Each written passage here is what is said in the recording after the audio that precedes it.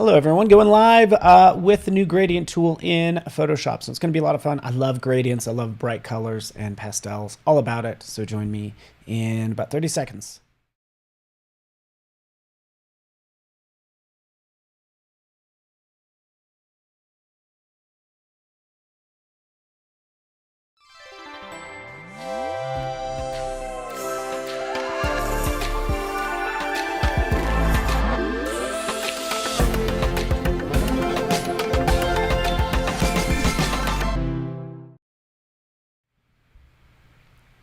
Why, hello everyone. Good to see you. Paul Trainey here. I'm going to dive into today's Photoshop illustration challenge. It's going to be a lot of fun. This is all about the new gradient tool, which is going to be a blast. So I love gradients. So let's get this party started. And I'll show you exactly the file we're dealing with right now. So thank you so much for joining me. Let me just switch over right now. All right. So yeah, welcome everyone. Feel free to say hello in chat. Love to say hi to you. Type in a little hello. There we are.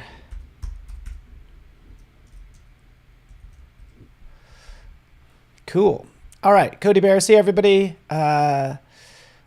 Kid, KYD, Frank, good to see you, Frank. What's up, Frank? How you doing, buddy? Patrick. So here's the asset. So just below me in the description for this session, you'll see the starter file. This is essentially the starter file. So kind of needed something to start with, right? I love statues, and we're going to go from drab to fab is our plan, all right? So we're going to have a lot of fun. And let's just kind of dive right in it. So I'm going to use this gradient tool off to the side right here, selecting it. And let's just reset this back to what it will look like for you. Typically, it'll default to your last gradient. So right here, this is the gradient that it's going to use. And then I can just add that gradient over the top.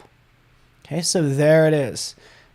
What's new about it is we have the ability for this to basically be I don't know, it updates in real time. So I kind of can give it an angle like so. And rather than having to go into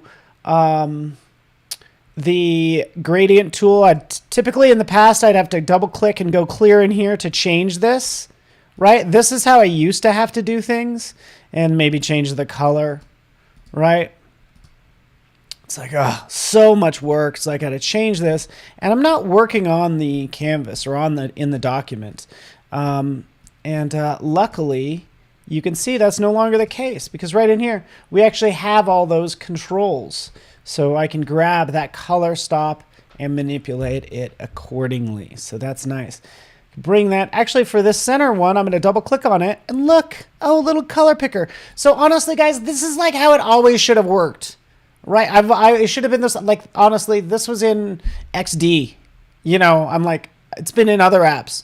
Yeah, about time. But it's always sometimes hard changing the way people are used to working. But, you know, we just said, to heck with it. We're going with this new way. And let me show you something else, too, by the way. Kind of what's happening here with the blend of this. So we'll take a look at this. I just threw some green in there. We'll zoom in on this. And I want to kind of point out the method that's being used up at the top. Perceptual, linear, and then let's go to classic. And classic is where you start to see things. In this case, I might add, I feel like it gets a little, it actually looks a little better. But often with classic, it gets a little muddy. But we just have that issue of, people using, we can never take away a tool or take away how a tool works, because you could have past artwork that has changed. And I'm like, well, how does it affect sort of past PSDs in us changing them? So we always have to keep that technology in there, but we also want to make it better. And that's what perceptual is all about. You'll notice it most often when you have two colors butting up against one another. That being said, what's up, George? How you doing? So I've added this color stop. I'm moving this color stop. Pretty easy to work with. You're like, of course. But also I have the blend of that color, so I can butt that right up against there if I want to. It's this little diamond. Again, like Illustrator, in fact. Now, what if I want to add another color? Because I want to show that perceptual a little better. We can go right next to the line and then click. And now it adds this 1, 2, 3, fourth color stop. For this fourth color stops, we're going to go to red, because this is where you see perceptual a lot. Anytime you have complementary colors, so it's giving me this yellow, sort of orange. If I change it to classic, let's see how it looks. Still, again, it gets a little muddy. That's all. Just kind of wanted to point out this, most of all. But I'm going to do you one better. First of all, I'm making something kind of ugly, and that's okay. I want to remove this. Just drag it off. Bingo. Drag it off. And now we're kind of back to where we were. This is where I want to add a little yellow. Come on now. I'm so into I'm so into pastels right now. Just can't get over it. Like this, I'm wearing this baby blue. I'm all about it. Oh, look what happened down here. What's going on here?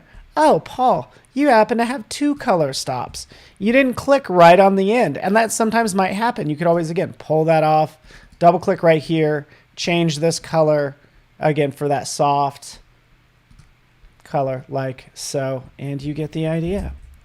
Cool, so we're getting somewhere. We're getting the smoothness that we want. But let me ask you, George and Steve and everybody, you guys were used to just doing it over and over again. I was used to doing this over and over. Like, oh, I didn't get it right. Oh, I got to draw again. Oh, I got to draw again. When you just don't need to do that, you can go in and then just adjust this to get it perfect. Now, what if you wanted even more perfect? What if you wanted a very specific angle for this gradient? Well, check this out. Properties panel. Can we just take a second to admire the properties panel? Look at this. Look at how crazy this is. Look at this. All this sort of control. Like I said, I want it to be exactly -60, and there it is at a 145-degree angle, right? Perceptual, again, is what we're using, and we still get those gradient controls that we can work this way if we want to. Also, I like how we've broken out the opacity controls, because remember, there's an image underneath it. What if we want to fade it to transparent right here? Well, we'll just take this, we'll drop this down, and now you can see that image come into play by adjusting that opacity right here, this little slider. What else? What else? Trying to see if there's any other way to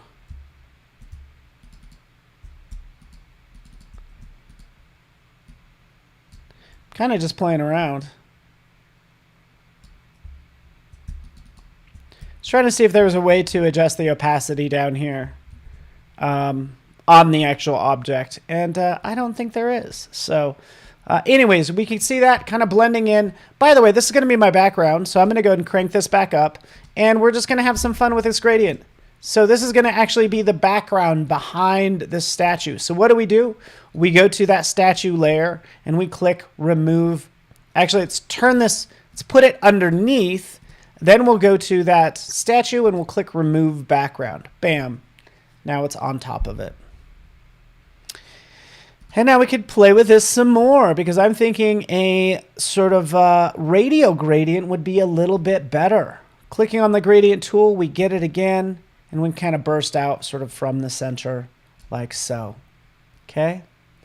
Cool, you guys is getting it. So I'm liking this a lot. Taking a look at anything else. It looks like I've covered most things in here. There are other gradient styles that you can work with, just so you know. Obviously, play with those all you want. Even diamond would be kind of nice. Turn that on, there's our diamond. But yeah, I think that looks pretty good. Now, we went ahead and made a gradient. Let's have some more fun with this. Let's put this off to the side, the properties panel, And in this case, we're just going to go into the gradient panel. And we're going to open this up. So we went ahead and made one gradient. With this gradient selected, I can say new gradient preset. Bingo. We'll call this, you know, cool, smooth. What do you call the? I want sherbet. Cool, smooth sherbet. Where's our sherbet? Where did it put our sherbet? It should have added it. Sherbet added it. By the way, if I want to reorient how these look, and I want to get into all this. So here's text only. So look at all these blues. You know, it'd probably be under C.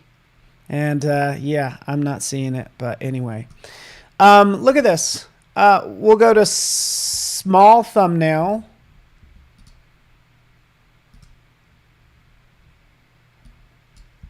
Why is it not adding it is the crazy part. I swear I just added it, didn't I? There it is. Bingo. All right. So you're probably wondering where I got all of these.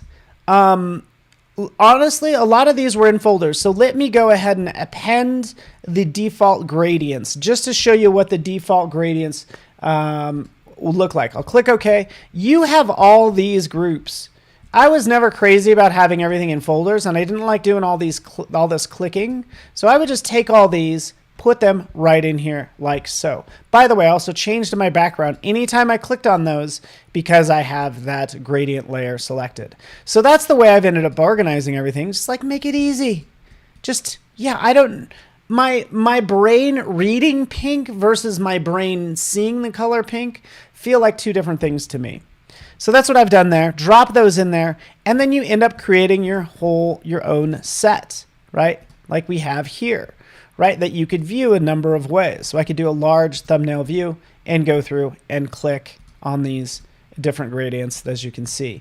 And notice how it's keeping that same perspective and everything, and I could just play with it from here.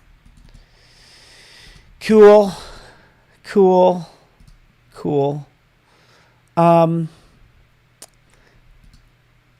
And again, I'm all about this one right here. This orange number 12 is just so nice.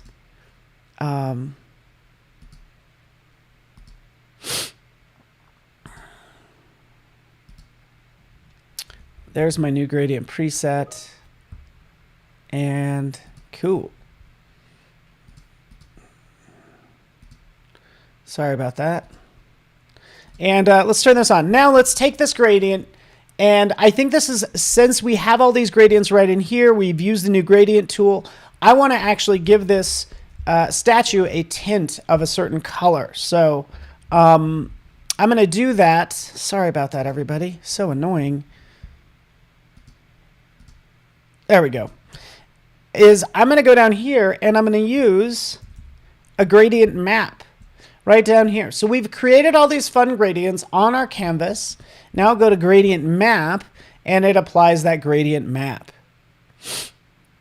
How would you use the angle gradient? I don't know. I've never really used the angle gradient, to be honest. I do radial. I do linear. Those are the only two I do typically. Now, if you're used to using a specific gradient, by the way, so just to show you really fast, let's go back in here to this one. You could change this to, let me click on one of these. Let's change this to diamond. Okay, so now it's that diamond shape. There's my diamond shape. So once you change it over here, it remembers the settings. So if you change it and you want all these to kind of come in as diamonds, they're actually coming in as that diamond shape, just FYI. And it used to be in here, actually. But anyways, so there we have this. We have this turned on. I added this new gradient map, which is black to white. Okay. It's right over here. We can see that gradient map changing from black to white. And I would actually like to maybe reverse it. So we can click reverse. And now we have sort of a black and white version of that statue. Let's turn on that background. The problem with the statue is it's affecting everything below it. So we need to create this clipping mask. How I usually do it is I hold down the Option key. Are you guys used to doing this? Option, clip, click will convert it to a clipping mask. So now it only affects that statue. But now let's go ahead and play with all those gradients right in here, right? The same ones dealing with this gradient map. We can start clicking on and trying out these different looks. Like this one, for instance. Like this is the same as the background, but this is looking good. This is going to give me some of that same sort of depth. So in here, I might actually come in and add to it as well. So I can easily add to this, maybe make a darker color, right? Kind of get those darker tones and blend it a little bit more. See what's happening there. We're blending that and we're just getting it sort of like a little bit different look. So this is, again, just typically how I'll work. Maybe dip into the blues and let's just see how this blends. Will it blend? Let's go a little, maybe a little lighter. And you can start to add those highlights, as you can see. I use Alt. Okay, cool. So yeah, thank you. You are on a PC. Good call, General Kenobi. You're exactly right. You're ready for something crazy now. Are you ready for something crazy? I'm going to do something nuts. So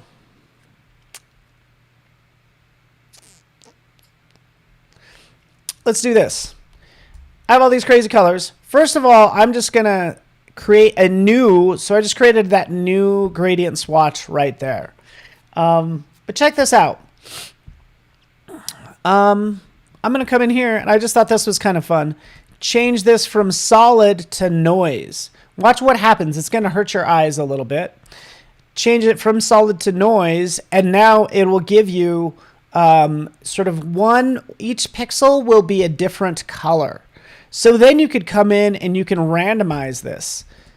So we can start randomizing to get sort of like just a crazy look based on the mapping of this gradient to the lights and darks of that image. But you could also sort of restrict the colors and even add transparency, which, you know, should do a little bit, but let's, you know, restrict those colors to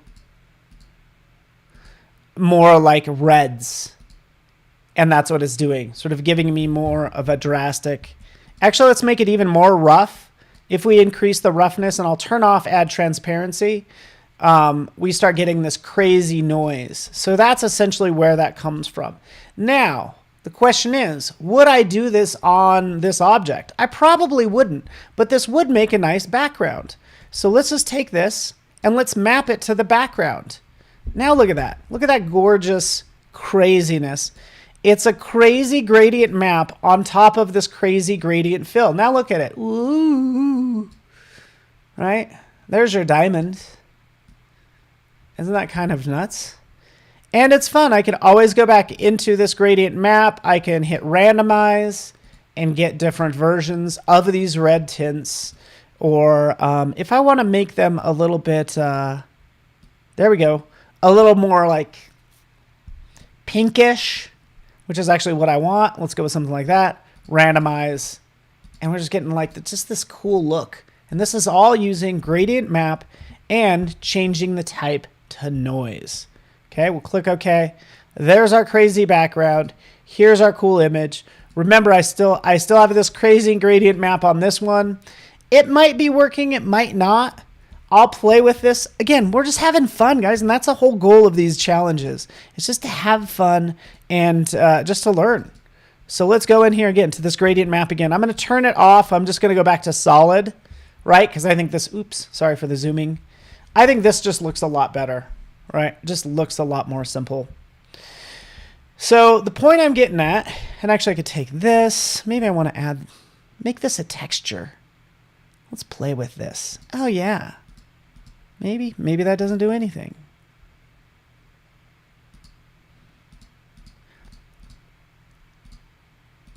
Maybe it gets a little more posterized look.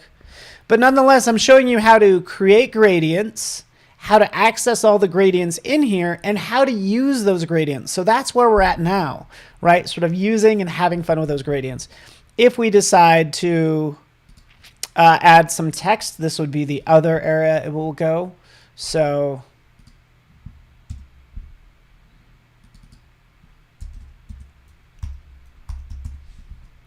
add some text in here. Bring it down, change the font before everybody teases me. Go with the word Eros down there. And now here's another way, sort of. Actually, I don't know how many different ways there are to use gradients, but I'm showing the 3 most common. Like as a background, where we got crazy fun, on a photo as a gradient map, and then the third would be on text. So I'm going to double click in this space right here, and we'll go down to gradient overlay. Here's our gradient again. Come in here. Here's all our crazy colors. I could use that same color palette if I want to. Right? Selecting it. And again, adjusting it accordingly. You know, and this isn't the best for it, but like using that as a starting point, I'd start to take this, I'd pull off that. I'd start to bevel and emboss and do all this crazy stuff. But just showing you a different spot where you could use that, that particular gradient as I start to add, say, like a little bit of a bevel. Let's make sure we make this chisel hard, right? And even take this, let's flip it to the other side. Bingo. Like so. Click OK. Take that text. We can maybe put it behind the statue because I'm not sure if I like it there or whatever. I don't know. Do years.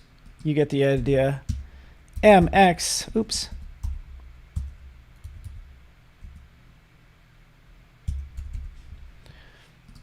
There we go. Wait for it. Wait for it. Wait for it, people. Zip. I'm just adding a year, basically, and just showing that text, maybe putting that sort of near the top like that. I don't know what year that is or what any of that means, but you get the idea. So super, super fun using, honestly, the gradient tool, making my life easier, even just to add highlights. So this is our extreme example. You know me, I have 2 minutes left, and I'm going to start a new project. Here's our first one. Here's our second one. We'll get rid of this other stuff.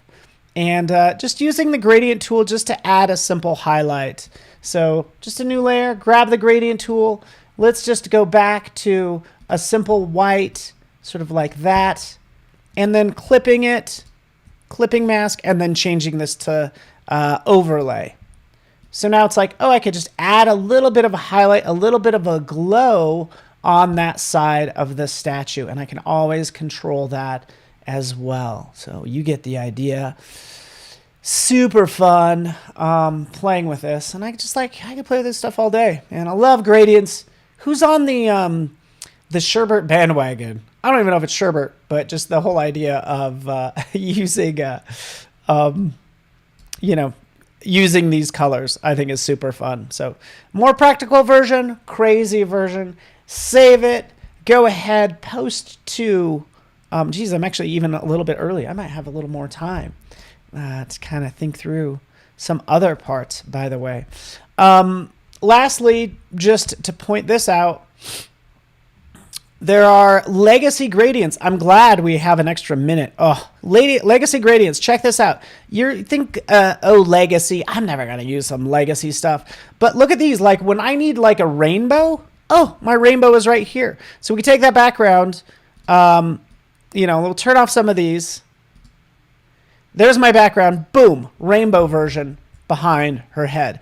So rather than me having to create this, that's probably what I use the most in the legacy gradients for is adding this sort of spectrum of colors, as we could see right there.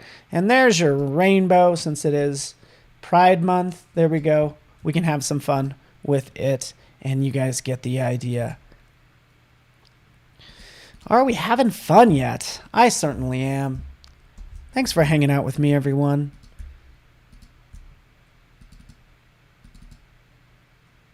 Wait for it. Change this back to solid. Pick that. Let's just see what happens. First of all, it's going to get crazy if I add a rainbow to it, by the way. Let's clip it. That's sort of the rainbow chaos. But you get the idea. Just a different iteration. Did it. I did it. I did another version with time to spare. Come on now, people. I love hidden line where things just kind of melt in and out. It's just, yeah, just was really cool. Is this the better version? I don't know. Here's my second version as well. So there's two to choose from. You tell me which one you like. I honestly probably like the first one, which is why I'm glad I spent more time on it. Frank, appreciate you. Yes, Pride Month should be 12 times a year, you know? And everybody should have pride in whatever they're doing, whatever point you're at in your life. So everybody's kind of on their own journey, and I appreciate you guys taking this little journey with me today in Photoshop with the gradient tool. So much fun. Hopefully you guys appreciate it. Yeah, shout out to me on the socials. Don't forget to post that stuff to Discord. Would be great. Appreciate you guys as humans and all that good stuff. And you guys have a good one. We'll see you guys all soon. See ya. Stick around for Illustrator Daily Challenge coming up next with Andrew. Thanks so much.